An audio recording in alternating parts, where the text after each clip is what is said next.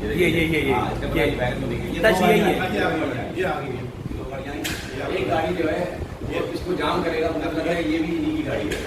ये देखें, ये इसको जाम करेगी, ये इसको रोक रहे हैं ना।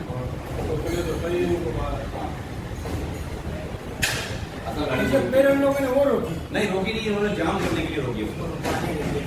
ना सर सरेआम इतना भी बोला सर, एक आवाम ऐसी खड़ी है। तो देखो देख रहे हैं हाँ जाम करवाने के लिए वो यही कह रहे हैं कि रोड जाम। वो खड़ा है ऊपर पे, आगे लड़का मोटरसाइकिल वाला।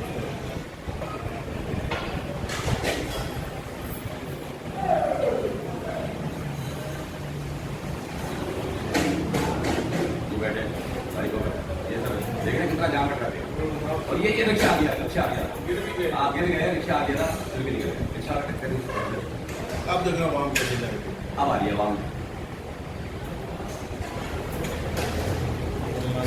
स्टॉप करें, स्टॉप करें।